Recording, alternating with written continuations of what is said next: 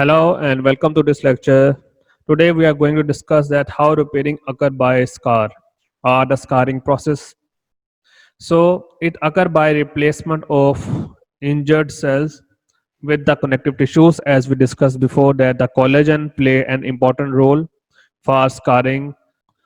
Connective tissues are very important for the development of the scar and leading a formation of a scar, or by combination of regeneration of some residual cells and scar formation. What are the steps in scar formation?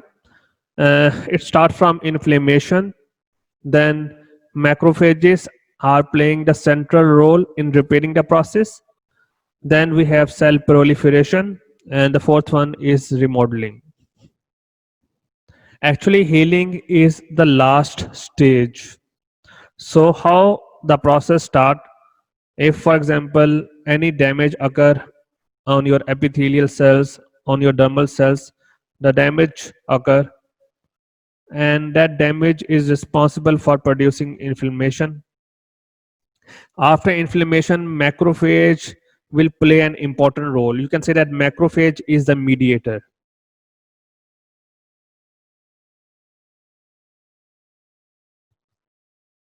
And that inflammatory mediator plays an important role. But what happens if the damage is small? Then the removal of dead tissues will occur by proliferation of the neighboring normal cells, and then the healing occur. If the damage is quite big, then regeneration occur or scarring occur to heal the process. So when the scarring occur, then the connective tissues will produce collagen will be produced, or if regeneration occur, then regeneration could be occur through hepatocytes in the liver or through parenchymal cells. Let's start with inflammation to discuss. The main thing that in inflammation occur is the production of chemokines, which will be released when platelets will be activated. We all know that when we have any bleeding occur around any body or part, around hand, or if, for example, if you are making any food and you accidentally cut some section of your finger, what will happen? So the bleeding will be start immediately, and when the bleeding will start, platelets will play an important role to stop that bleeding. And then when the platelets will activate it, then it activate chemokines, which is responsible for the mediators to go at a site of action, such as neutrophils and then monocytes, and then they are responsible for elimination of any microorganism, so that the microorganisms such as bacteria will not come into that wound. So we have to understand there is a sequence of this process. Number one, the platelets will be produced after the bleeding, which help to stop that uh, bleeding. Then the platelets will activate chemokines, which then activate the other mediators such as neutrophils and monocytes, and then these inflammatory cells eliminate the microorganisms that may try to enter into the wound.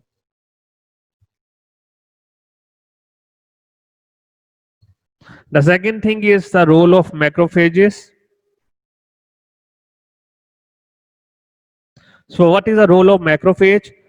The main important role of macrophage is to promote inflammation, and we all know that when the damage occur, inflammation occur, and after that inflammation, then the repair will be start.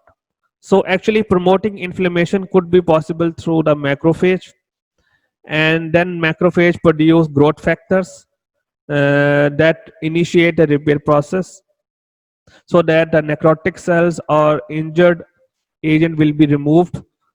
And this is what is the detailed mechanism we have not yet defined the detail that how inflammation can be more useful in healing the process.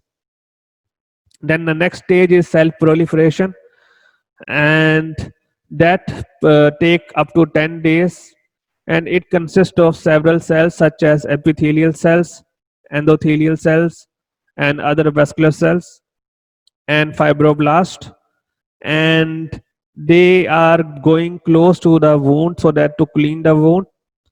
And we have to understand that cell proliferation, when we talk about different type of cells, they have their different roles. For example, epithelial cells respond locally to produce growth factor and migrate over the wound to clean it or to cover it. Then endothelial and vascular cells proliferation occur, which is responsible for development of new blood vessels, which is known as angiogenesis. Then the role of fibroblast is to proliferate and migrate to the site of injury and lay down the collagen fibers to form a scar. So fibroblast is just like an agent that is helping or aiding the collagen to deposit or to form a layer. Then the combination of proliferating fibroblast, loose connective tissues, and new blood vessels that will be formed from angiogenesis, along with scattered chronic inflammatory cells, helps to produce the granulation tissues.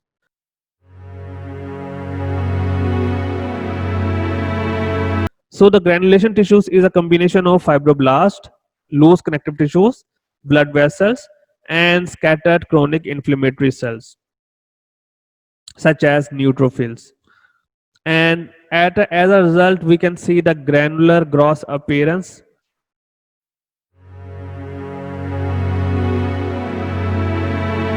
And then the last stage is remodeling, and in the remodeling this process begin after 2 to 3 weeks, and it may continue for a month to years depending upon type of injury.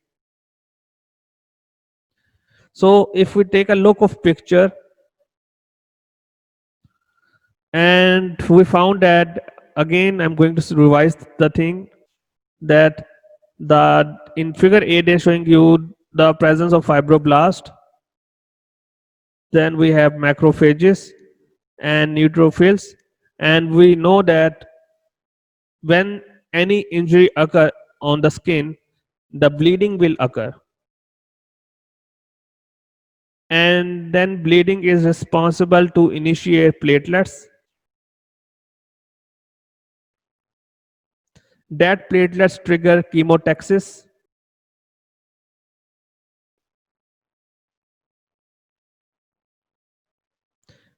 and that chemotaxis is responsible for uh, the production of inflammatory mediators such as neutrophils or macrophages. Macrophages promote inflammation, and after the inflammation, the healing process will start with the production of fibroblast, and that helps to lay down the connective tissues such as collagen. And these all cells are responsible for granulation tissues, and during the granulation you can see that the granulation consists of fibroblast, collagen, then scattered inflammatory mediators over there, and then along with initiation of new blood vessels through process of angiogenesis.